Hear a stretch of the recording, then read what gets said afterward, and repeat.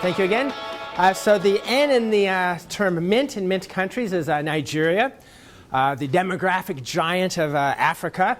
So I'd like to talk about national integrity in Nigeria, which has some threats, and by far the largest one right now is the terrorist group Boko Haram. So I'll talk particularly about that, but a lot of other issues as well. If you follow the news in Nigeria, you'll know that it's very grim. Just recently here, Boko Haram claimed to have massacred some 2,000 civilians. Numbers vary, but there were certainly many, 3,700 homes and businesses destroyed. And this is something Boko Haram is definitely claiming that they did. Also, the president of Nigeria, Goodluck Jonathan, has been unable to halt the advance.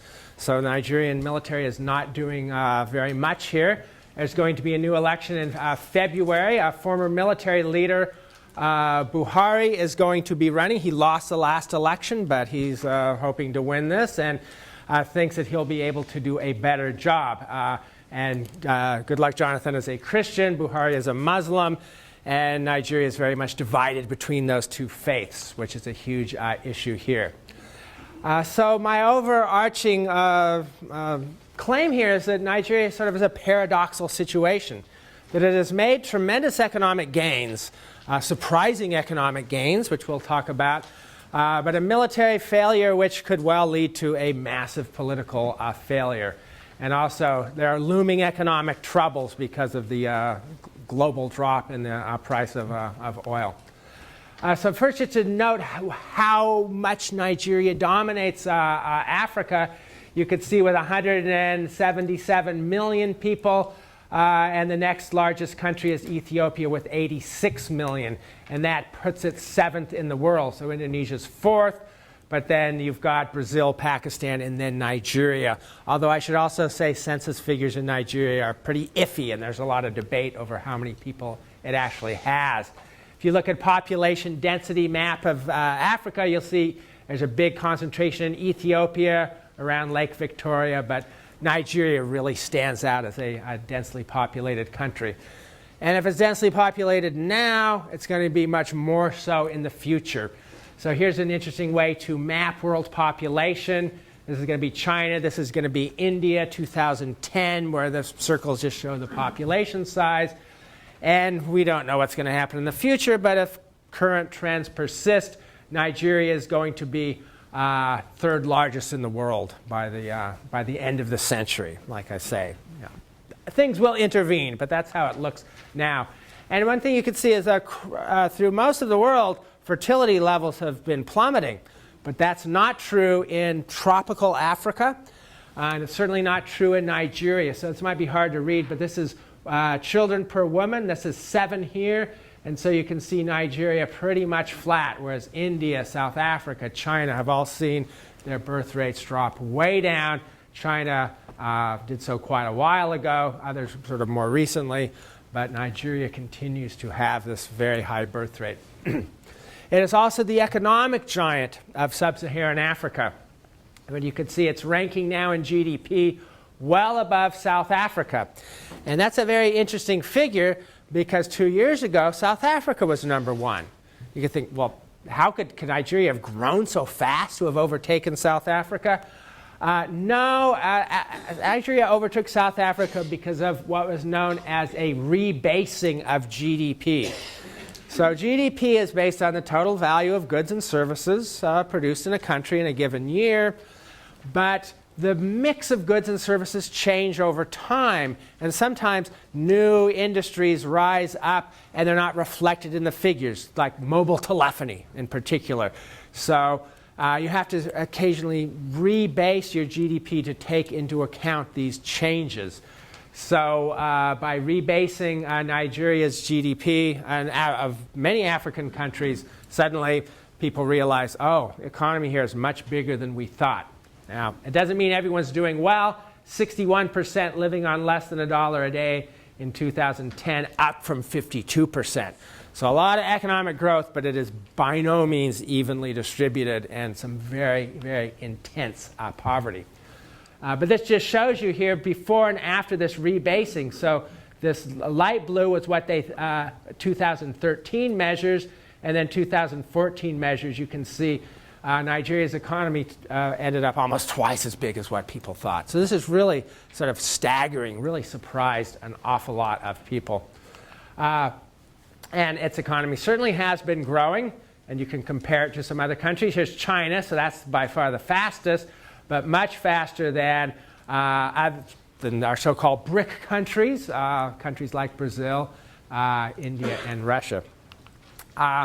There's big debates over this. Is Nigeria a real or imagined economic giant? Because there is such intense poverty and intense corruption and other problems. So it leads a lot of speculation of, well, how strong its economy really? Well, certainly one thing we know is it's not at all a balanced economy. This is total exports in 2011, and you can see crude petroleum 78%, petroleum gas 9%, refined petroleum 7%, and there's everything else.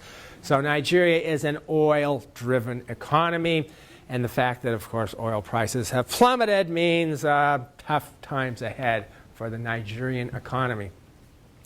But that economy has produced a lot of billionaires. Here's just the top 20 richest people in Nigeria. And I found this very interesting because, yeah, many are in oil and natural gas, but a lot of them are in shipping, publishing, manufacturing, telecoms. I was intrigued by Chicken Republic. And so I found out Chicken Republic is a very modern fast food establishment in Nigeria that's world-class, spreading to other countries. So in terms of exports, yes, it's dominated by the oil industry, but there's a lot of internal vitality as well, and particularly in the entertainment industry. You may have heard of Bollywood, the Bombay or Mumbai movie business. Have you heard of Nollywood, the Nigerian movie business? 2,000 films a year. It is a gargantuan and rapidly growing industry. Nigeria is really the television and movie capital of Africa. There's a lot of concerns. Yeah, people talk about the Nigerianization of Africa. Many complain about the macabre scenes of sorcery in the movies and the like, but they're very popular. And throughout English-speaking countries in Africa, Nollywood is key. But anyway, big problem. You're familiar with this graph, right? U.S. crude oil prices from August to, I don't have to belabor this in Houston, certainly by any means. I'm sure everyone's familiar with it. But that spells real problems for Nigeria. So just looking at economic headlines, its currency crumbles to record lows. It has to double its value-added tax. So when you look at the international press, Nigeria looks like it's in a pretty dismal situation. The Nigerian press has a different view. Its economy will grow by 6% in 2015. New, stronger, stable. Well, we'll see. I tend to think the international press probably has a slightly better grip on this issue. But there is a lot of vitality in Nigeria. It cannot be denied. But what about its problems, its political problems? I will mostly focus on two which are connected, the Boko Haram insurgency and the North-South Muslim-Christian split. There's also an ethnic conflict in the Niger Delta where most of the oil is produced. I don't have slides on that. I can answer questions if you'd like. Other ethnic tensions, corruption I'll just touch upon with one map. But as far as the North-South split goes, note that the country is pretty much half and half Christian and Muslim. The North Muslim, the South Christian, animist, and others, it's only shown as 1.4% here. It's probably a lot larger in much of the world. People who follow these very old, traditional, sort of tribal religions, they tend to be very much under-reported. So my one mention of corruption here, I'll go to what's called the Corruption Perception Index. It's really hard to measure corruption directly. So people measure the perception of corruption by polling business people and just asking them how much corruption do you experience. And out of 175 countries, Nigeria's 144th. So you can see the best would be New Zealand and Denmark, and anyway, Nigeria does not come out very well at all. But a much bigger problem than corruption, at least in the immediate sense, is Boko Haram, this militant Islamist organization. You can just see from 2009 to 2014, sort of the death toll, mass kidnapping. Perhaps much more important is probably it'd be over 1 million people who fled their homes, because these really are terrorist campaigns where they'll go in and burn out entire villages and people flee for their lives. So the refugee crisis is just extraordinary. And Nigeria has very little ability to cope with these kind of huge refugee flows. Its original leader, Mohammed Yusuf, was killed in custody. There has been a lot of police and military brutality, so not all the bloodshed has been on the side of Boko Haram. The security forces have often come in a very heavy-handed, crude way against, well, both the insurgents but also civilians as well. The name is very interesting. Haram is an Arabic term meaning forbidden. Boko comes from Hausa. Hausa is a big language in northern Nigeria, which means fake or phony or not legitimate. So it's basically, usually interpreted though to mean Western education is prohibited, because Boko Haram is one of the most sort of extreme groups seeking totally purified Islam with nothing else added to it, which means essentially no secular literature at all, no Western education. And in this sense, it's probably the most extreme group in the world. If you go back to just a couple years, 2013, almost all the Boko Haram violence was in the northeast. And that's a very important distinction, because the entire north is Muslim. But it's not the entire north that is involved in this at all. It's all comes from one corner, the northeastern corner, and it's ethnically distinct. I'll talk about that in a little bit. So here's where it originally was. Here's 2014, and you can see I just put in a red line I added to this map. These red circles here are violent deaths from the Boko Haram insurgency. So here's where it started, up in the northeastern corner, and it's spreading to other areas of the north and even some further south. The other circles, which you can hardly see, are other violent deaths, and there's some pretty big circles on that map as well. Nigeria has pretty high levels of violence and political violence as well. Its current leader is Abubakar Shekau. One thing that's interesting to me is how little we know about him, how little we know about this group. No one knows how old he is, for example. He was reported to have been killed by the Nigerian army in September, and shortly after those reports came out, he's on YouTube with a video saying, "Oh, I'm very much alive," and basically, thumbing his nose at the Nigerian security forces. So that's one take-home message: is there's not a whole lot of reporting going on in this area. And a lot of what we know comes from what Boko Haram is saying, and it's sort of hard to trust that. So to understand this insurgency and these problems, I think we need to go back and talk a little bit about the historical background.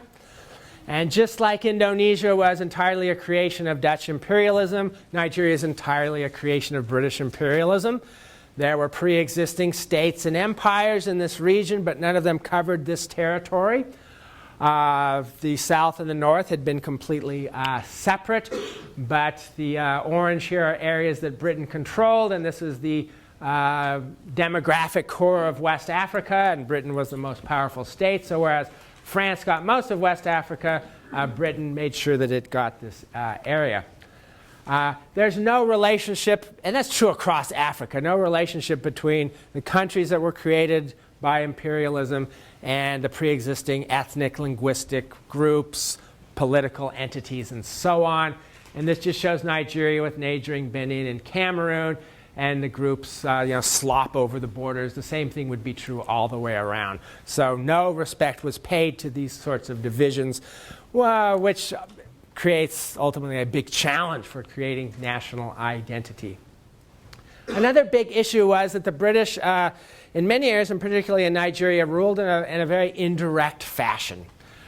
This is sometimes known as Lugardism for Lord Lugard. Here's a caricature, but really he didn't need to be caricatured because he kind of is a caricature of the British colonial servant in many ways. But his view was that we are going to rule them, but we are going to do it in a very inexpensive way. That means we're going to rule them through their indigenous leaders. They're going to remain on their thrones, and we will tell them what to do, but we're not going to create a big civil service. We're not going to create a bureaucracy. Lugard didn't trust bureaucrats. He certainly didn't trust scholars. Oh, I love this as a depiction of a British district officer going through these tours. But anyway, so he wanted the native aristocrats in particular to act as sort of these intermediaries. One thing that means is Nigeria is still filled with traditional rulers. You may not be able to see this, and this is just from A to B in a Wikipedia article of these traditional states. They don't really mean that much. They're symbolic. They don't rule, but they reign. But overlaying on the modern map of states and districts, you have these traditional polities. And they can be significant. Depends sort of on who's ruling. Here's the new emir of Kano. Kano was the most important city of the north, a traditional Muslim state. And its new emir was a successful banker, former governor of the central bank, listed by Time magazine as one of the most influential people. And that's what some people say is actually, if we could actually re-empower some of these traditional rulers, maybe that could help with the insurgency. But the British ruled, like I say, very indirectly, but they did separate northern Nigeria from southern Nigeria. Later they separated the south into an eastern and a western half. So these were sort of British imperial administrative subdivisions. And again, under the British period, ruling through these indigenous leaders. But this north-south split, very, very deeply ingrained. Actually, if you want to be more precise, it's a three-way split. So the north as sort of medium population density by Nigerian standards, high in some places, lower in others, and it's almost entirely Muslim, except for Christians who've moved into the cities in recent years. The south is very high population density, and it's mostly Christian. And then there's what's called the middle belt, which has, by Nigerian standards, low population density, and it's highly mixed. And that's a real trouble zone because Christians move up from the south, Muslims move down from the north.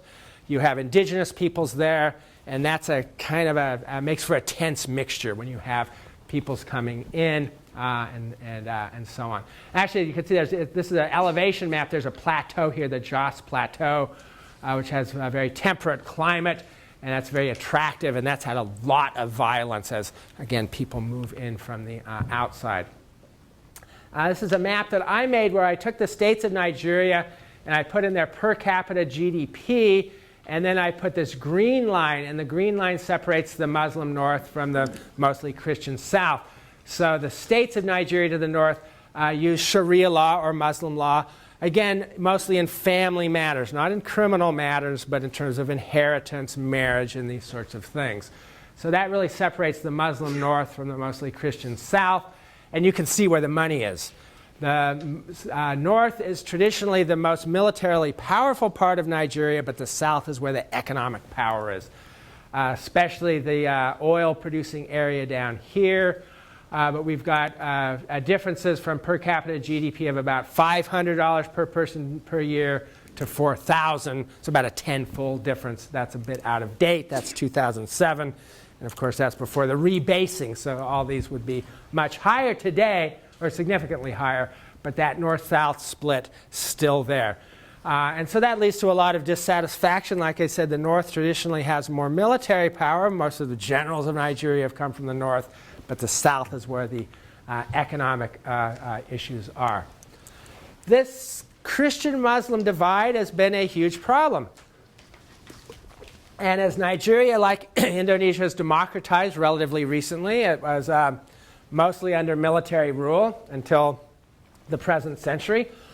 But it's been a pretty successful democracy. But the deal was you'd alternate the presidency. It was a tacit, it wasn't an official constitutional thing, but just a tacit deal. We'll have a Muslim, then we'll have a Christian, then we'll have another Muslim. That's one way we can get along. So we had Obasanjo, who was a Christian, who was president from up to 2007, and then replaced by Yar'Adua, a Muslim, but he died in office. He didn't fill out his entire term. And so Goodluck Jonathan was his vice president, and he comes in as vice president. But it was assumed by many people that, well, okay, you're in here temporarily, but it's still the Muslim term, so it should go back to a Muslim the next time. But it didn't. Goodluck Jonathan ran again and won, and that's something that infuriated the Muslims in the north. So you could see this was a very 2011 election. You can see there are actually two Muslim candidates. But even together, they would not have won because Jonathan got 58% of the vote. So you could see this was, well, I find this pretty interesting. The president was expected to change hands to a northern Muslim candidate, thus distributing the country's oil wealth more fairly through customary corrupt channels. That's a pretty probably accurate, although not very tactful way of putting it. Boko Haram had already been around. Their violence intensified after that period. And it's really interesting to look at the electoral maps. So Jonathan here in red, and you can see especially in the economic core zone, the Delta, this is also the most Christian area, over 90%. And Buhari, over 90% in Borno, that's where the Boko Haram insurgency is. And for many countries, I like to look at maps like political election maps for any democracy and look at the regional disparities. Because when you have these gargantuan disparities like Ukraine has had, then you know there's a challenge to national unity.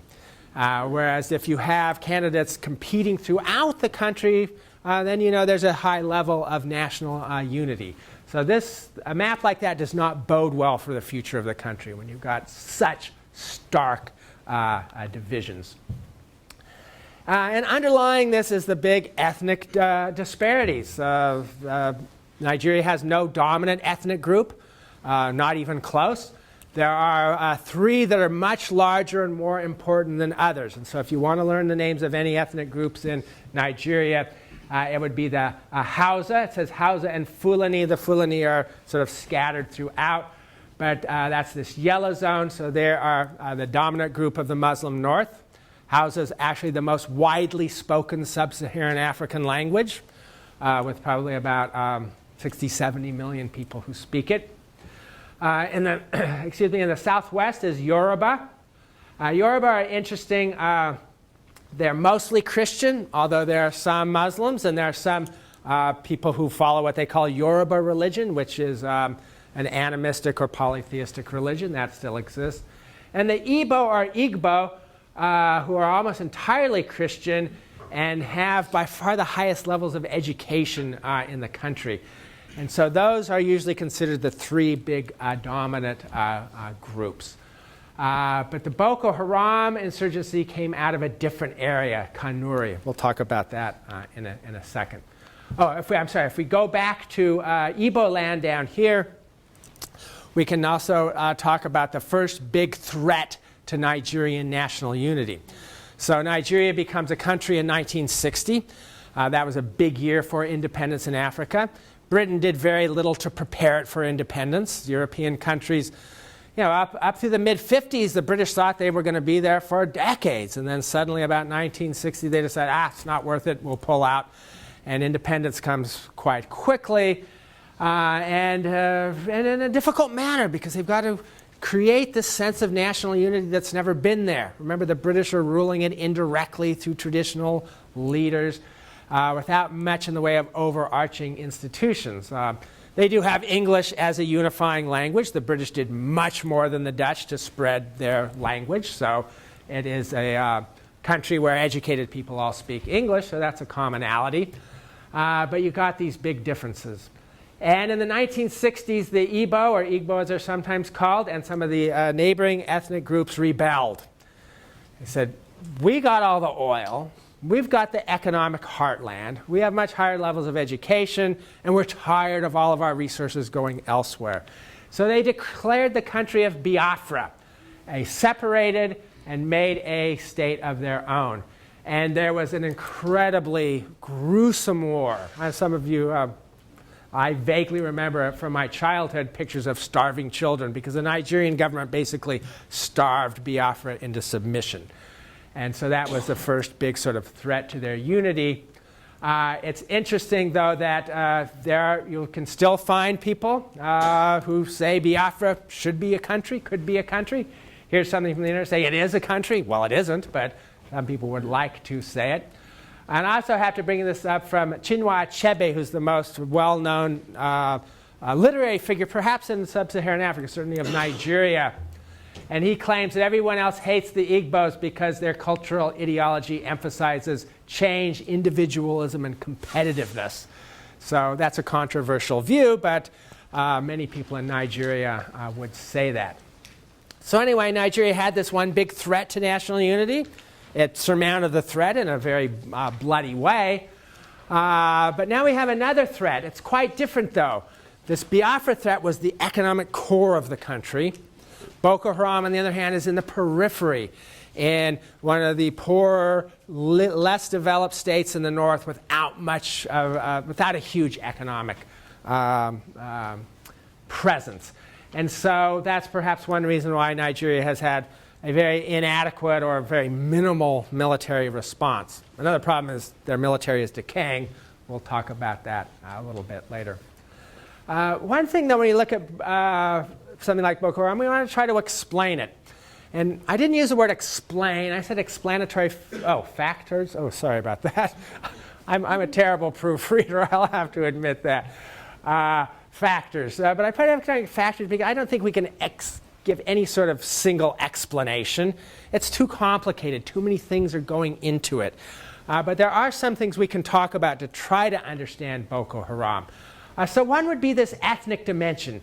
Because it's not that the northern Nigerians, it's not that the Muslims are creating this Boko Haram insurgency. It's one particular ethnic group. It's not the largest group. It's not the Hausa. There are some Hausa involved.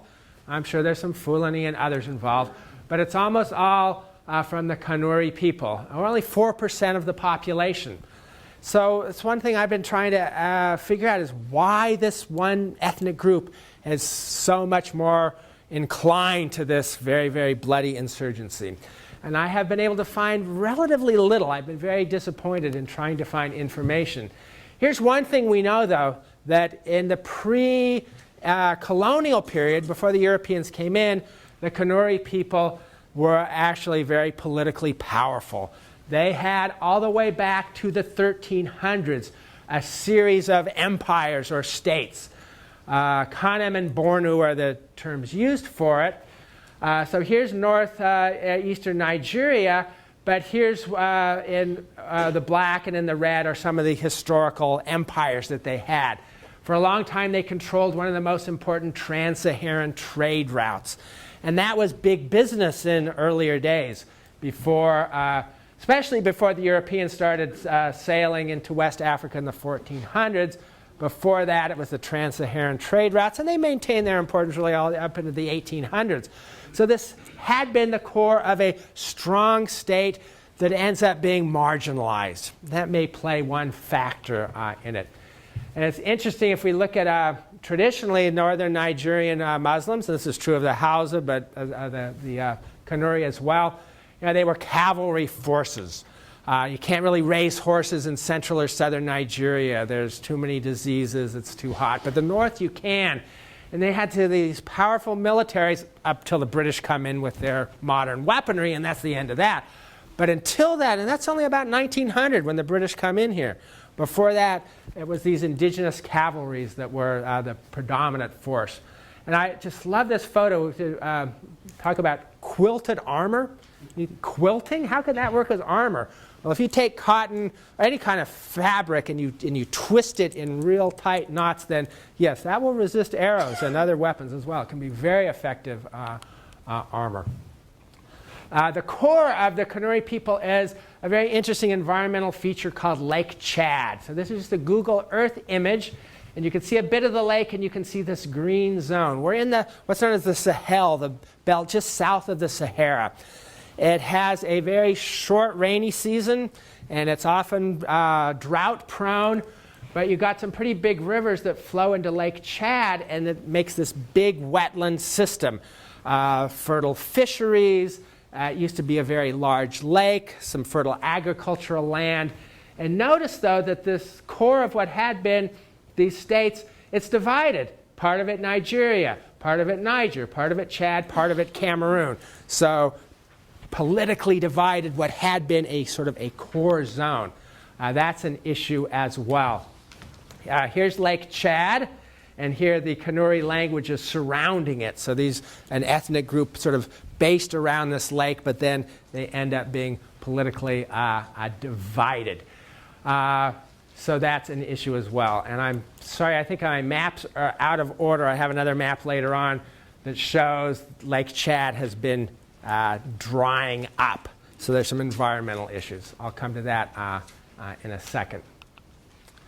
Another big issue here, and I touched upon this in Indonesia, but we've got to dwell on it a little bit more,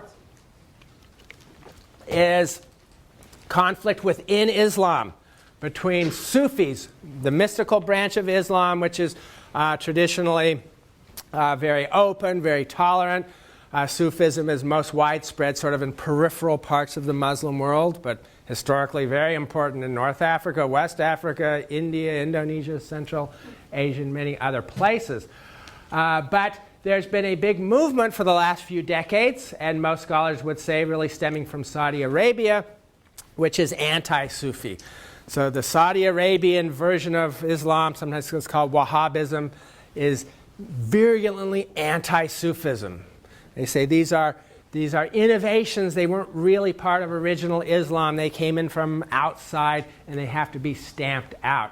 So there was this movement in Nigeria going back to the 1970s and 80s, so it's not new, to establish an anti-Sufi movement to fight against them, getting funding, getting training from Saudi Arabia. And so this is probably one of the roots of Boko Haram. It's not, I'm not saying it's the same, but it's sort of fed into it. Because again, Boko Haram, totally against anything that they would regard as bid'ah or innovation. You know, just Islam as it was practiced in the time of the Prophet, nothing else. And again, the Jamestown Foundation has some good information on it, and you could just see the distinction between Sufism and what is sometimes called Salafism. That just means this back to the basics movement, only what was practiced at the time. And you could see then a big issue in Nigeria. There's also a lot of ink been spilled on the issue of what is the connection between Boko Haram and other sort of violent extremist Muslim groups like Al-Qaeda. Here's a Reuters report recently that says Boko Haram too extreme for Al-Qaeda. No, it's nothing to do with it. Well, that may be true, but Al-Qaeda itself is divided. Here's something from the Independent that says that there are good connections between Boko Haram and what's known as AQIM, Al-Qaeda in the Islamic Maghreb. So Al-Qaeda is not a tightly unified group. It's got a lot of subdivisions. And the one that's working in North Africa and the Sahara Desert seems to be working with it. Although most of their money seems to have come from bank robberies, kidnappings, ransoms, and the like. They're well armed, though. We know that. They're better armed than the Nigerian military in many cases. Other scholars have talked about roots in a group called the Ariwa Consultative Forum. We don't have to go into that in great detail. But again, we go back here to the 1970s, 80s, and 90s. And this had to do with ethnic divisions between the Yoruba, the main group in the south west, mostly Christian, the Hausa, the main Muslim group, which led then to increasing militancy. You got militias arising because of tensions.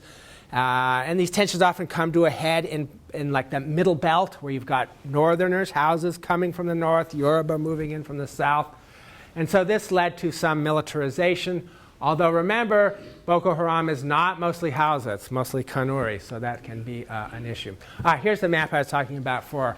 A lot of scholars talk about possible environmental roots here, because here's Lake Chad, 1963. Massive lake, mostly fresh water, a lot of fisheries, like I say, fertile field around it. And here's Lake Chad in 2001. So compare them. It's mostly dried up, desiccation. And this is linked to this is the Sahel, this belt just south of the Sahara. This shows from, it's hard to read this graph right here, but from, it's 1950. And the ones below the bar, that just shows drought periods, precipitation anomalies when it's not raining as much.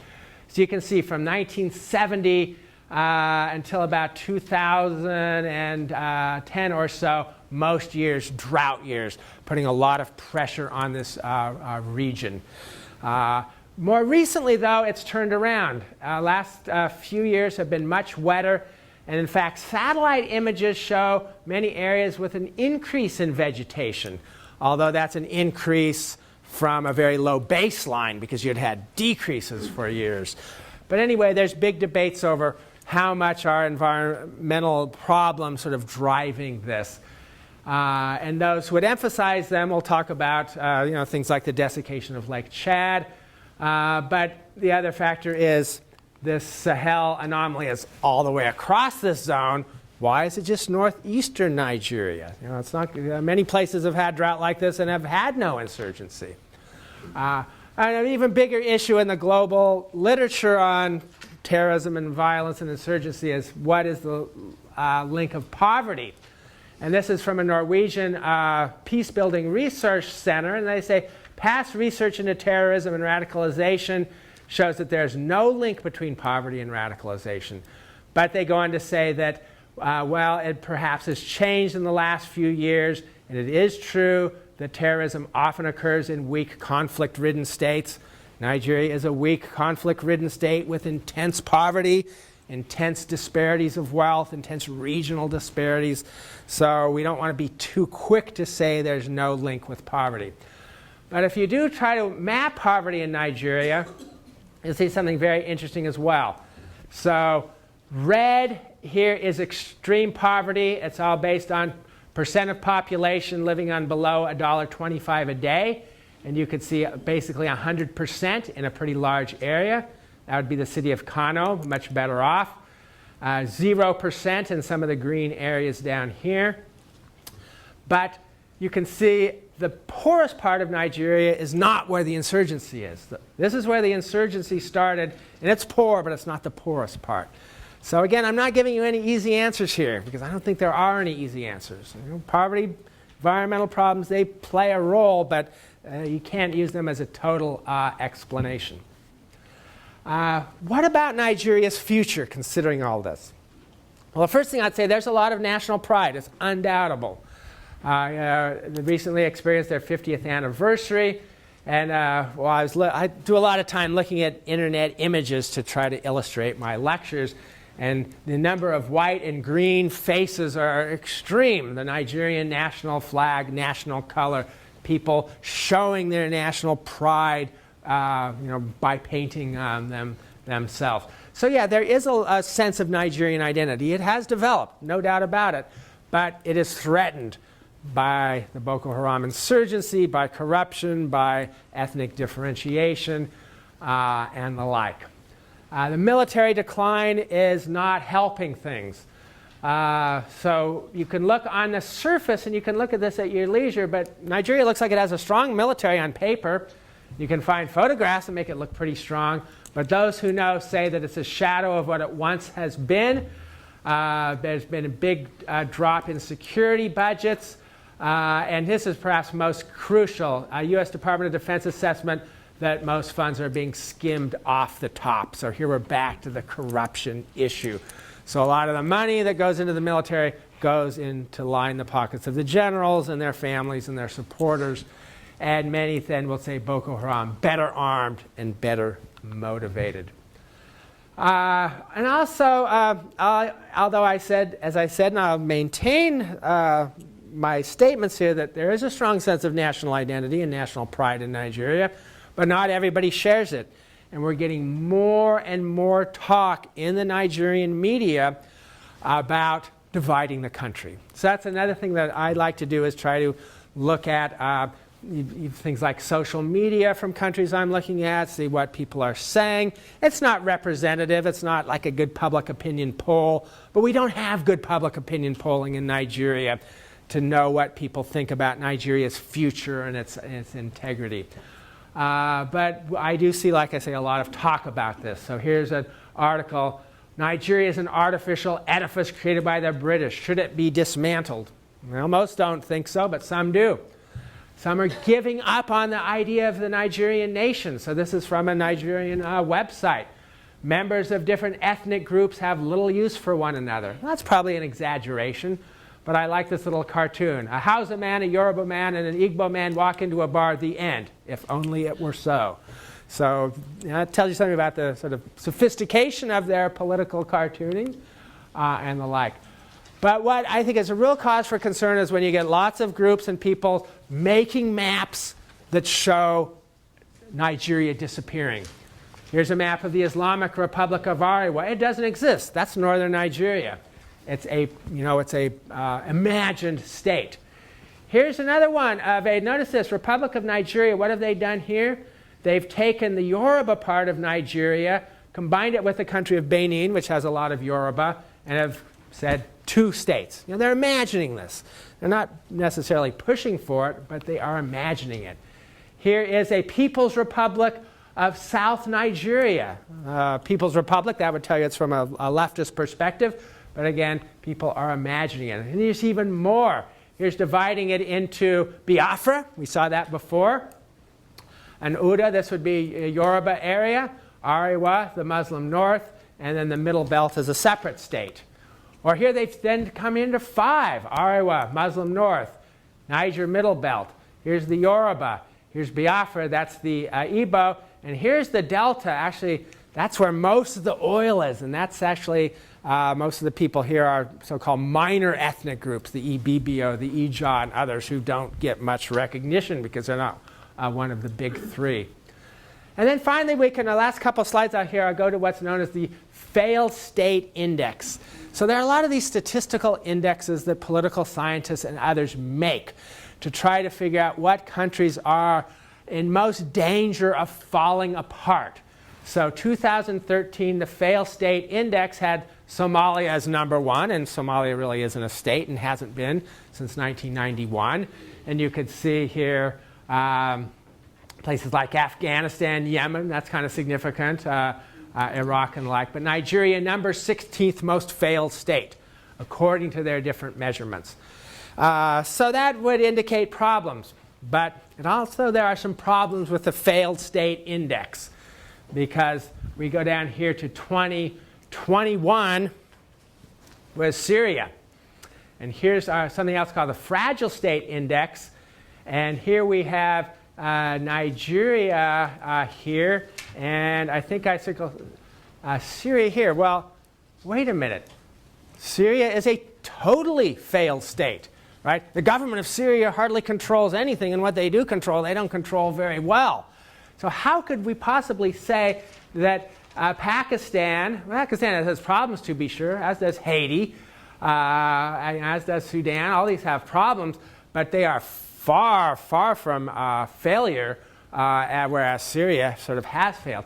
That's a problem, an overarching problem with a lot of these statistical indices, because when they create it, they look at a lot, they do these sub-measurements, and they're going to measure economic and social criteria, and a lot of times the measurements are out of date, and the measurements don't necessarily even reflect whether or not the state has failure, because state failure is something very specific. You can have a well-educated population. Syrians are well-educated. Almost all of them are literate, so you look at that, oh, well-educated population, that must mean it's doing pretty well. Well, the state has failed. Anyway, take-home message. I don't think the partition of Nigeria is likely. I think it's quite unlikely. But I think a stable future is unlikely as well. Nigeria has done quite well over the last decade or so, but that's been a decade of high oil prices. And as a Houston audience, you may have some things to say about that, because Houston is not nearly as dependent on oil as Nigeria is, but obviously it's a pretty big game in town here. I see a lot of buildings going up here, and I wonder, with oil trading at, what is West Texas crude right now, $45 a barrel? Something like that. People were planning for oil to be more like $100 a barrel. So it does make me wonder. So anyway, thank you, and I'm happy to take on any questions or comments you may have. I'll start on the left here. Yes? I actually have two if there's time. The capital moved from Lagos to Abuja. Abuja, yeah. So from the oil-rich area to the conflict area. So what exactly was the reasoning for that? Yeah, so Lagos is not really, it's in the south, but it's not in the delta where the oil is. It's further to the west. So Lagos is a gargantuan city. It's the largest city in sub-Saharan Africa, and it is still the commercial core. But it's in a corner of the country. It's in an area that's mostly Yoruba.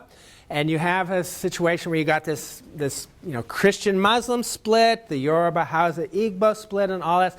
And so the country figured it's much better to have the capital in a neutral area. So Abuja's in that middle belt zone. It wasn't a particularly important city until they created it as the capital. Now it's worked out pretty well. So this is something that plenty of countries have done. Brazil created Brasilia to move the capital away from Rio because they wanted something more centrally located. And it's even more important in Nigeria because of these religious and ethnic divides. But that also means that it's a troubled place, because you've got Christians and Muslims, and when conflicts arise, then it's sort of right there in the area.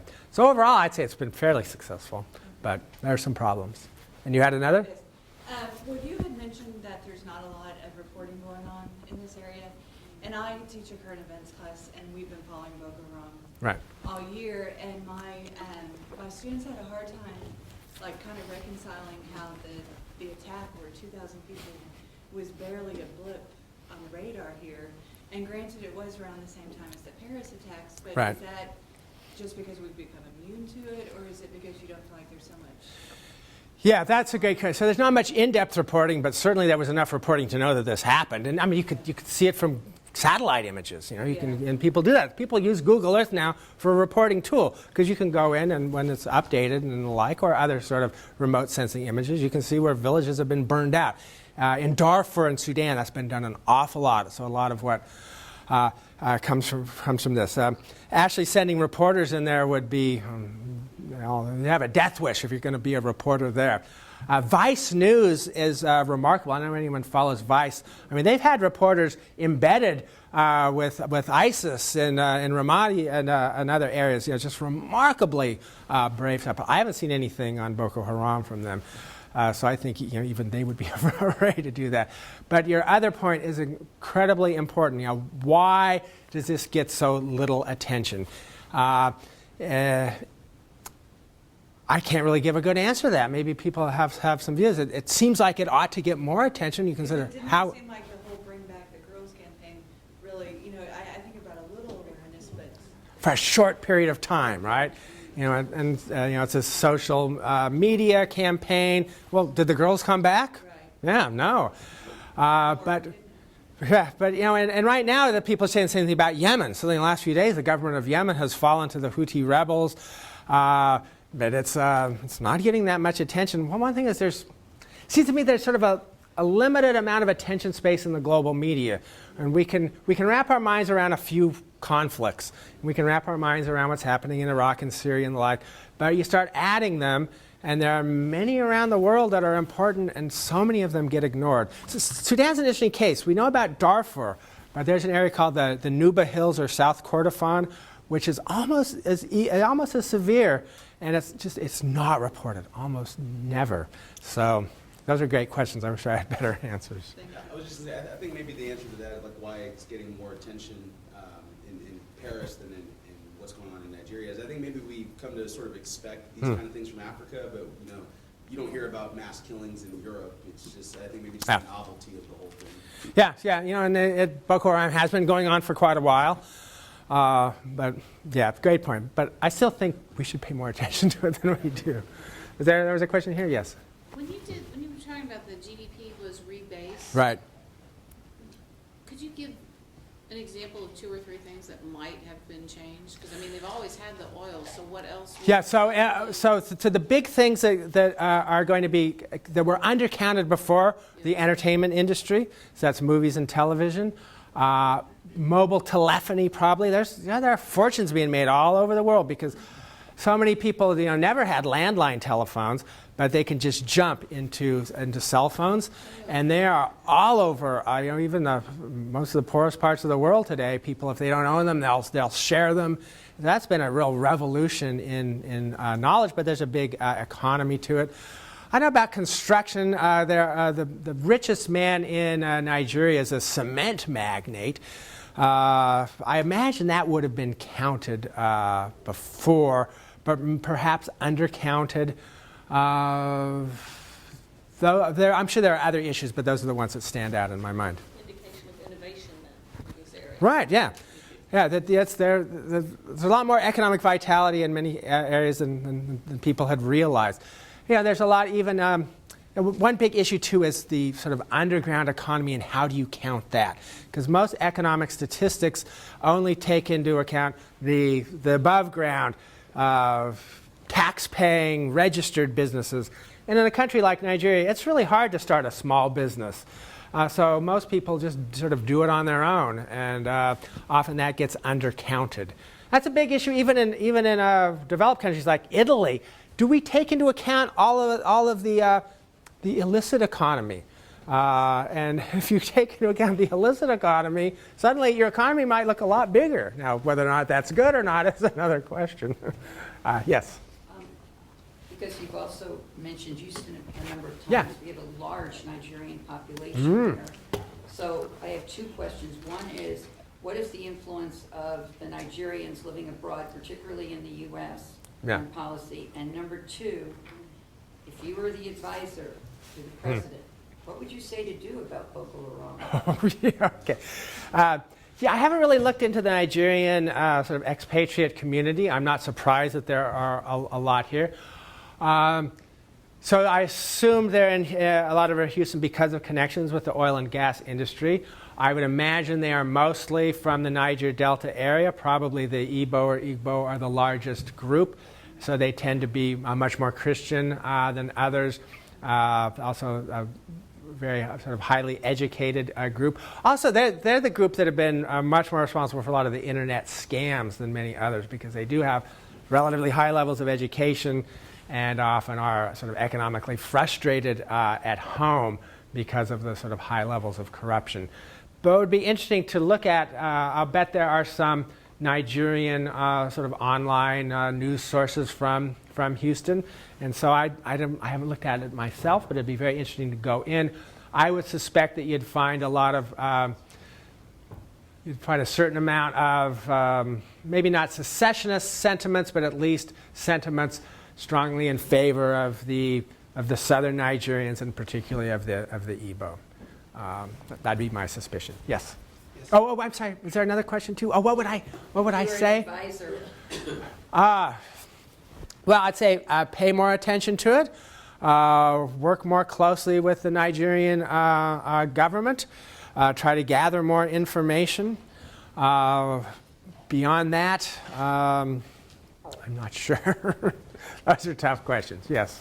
Yes, several comments and a question. Number one, a large amount of the oil onshore is stolen. And that's a whole separate economy.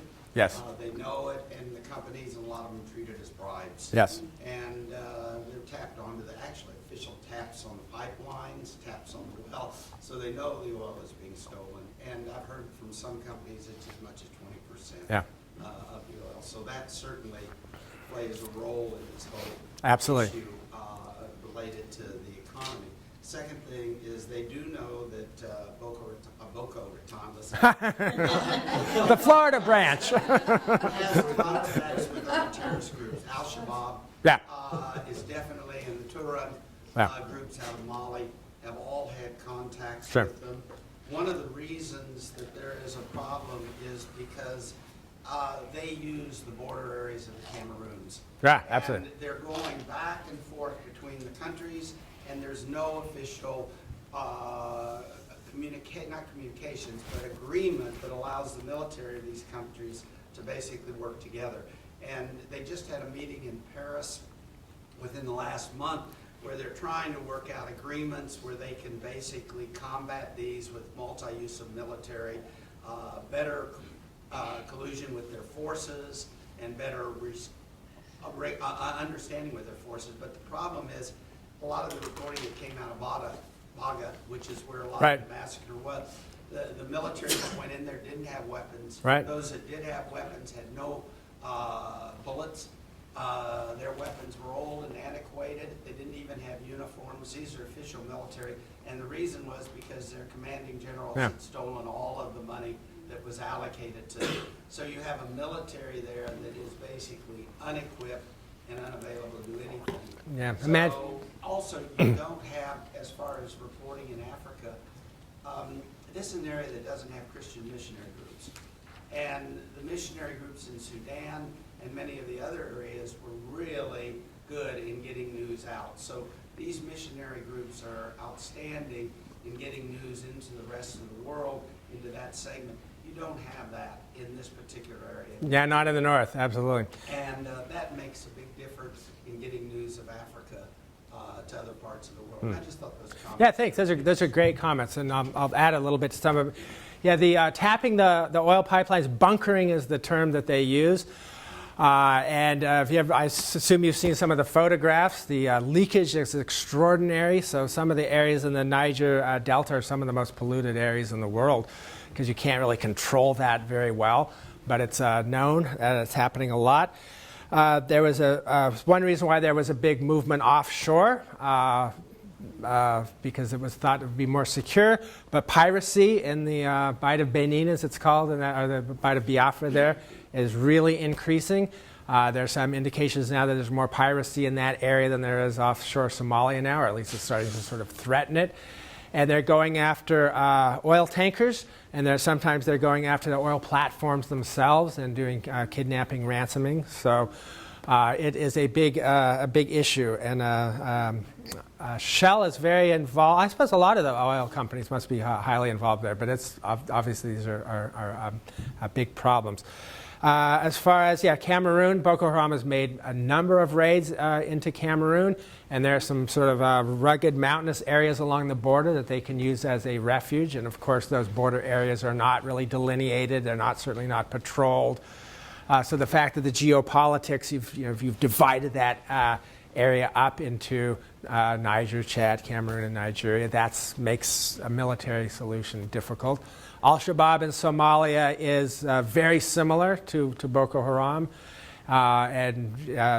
Definitely there are connections made all the way across.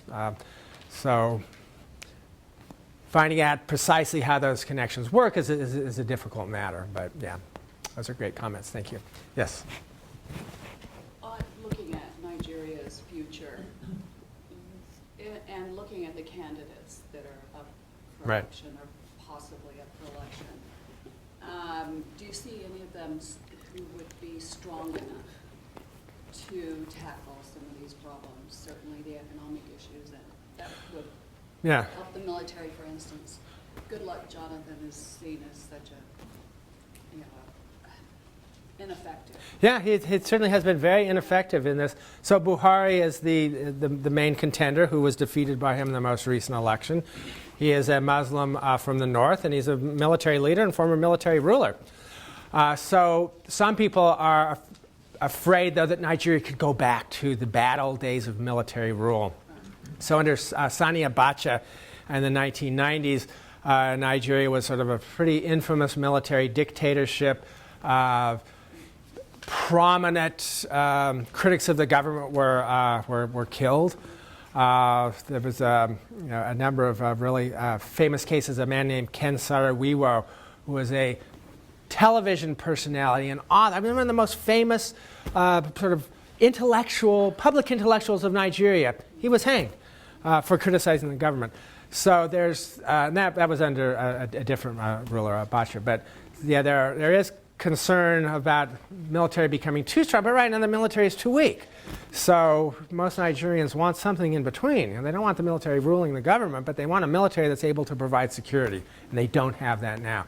But as was mentioned by the gentleman in the back, it's this corruption issue in the military has to be handled before they can have any sort of realistic security situation, or it would seem to me. Thank you. More question? Do we have time for? Yeah, one last question. One more. Okay, one last question. Well, we've been talking a lot about military and Right. all these other issues, but I'm wondering, the fertility rate of Nigeria really caught my eye. And I'm wondering about the role of women in Nigeria. Mm-hmm. It seems to me, the whole Boko Haram, bring back our girls, as you said, Right. they haven't really done much to bring back the girls, and they've got a really high birth rate. So I'm wondering, how do you see the role of women influencing the future of Nigeria? Yeah, that's another great question. A lot of Nigerian women are educated and powerful. A lot of them are, have economic roles to play. Even in, actually I have another map, it's not in this one, of female education. And especially in that Borno state, northeast, where Boko Haram is at its most severe, female education was doing pretty well. Better than in most other parts of the north. And so that's one thing Boko Haram really focuses on, is end women's education, because they see that as a real threat. So there's certainly been going backwards. It is surprising to me that the fertility level hasn't come down more. So in southern Africa, it has. South Africa and Namibia and Botswana. So it's not all of Africa by any means, but there's this belt in the center where birth rates are just not coming down. And one thing that's surprising, too, is the fact that in many parts of the world, there's a very interesting correlation with the spread of television, particularly soap operas, and lowered fertility rates. And they've shown this statistically in Brazil and in India.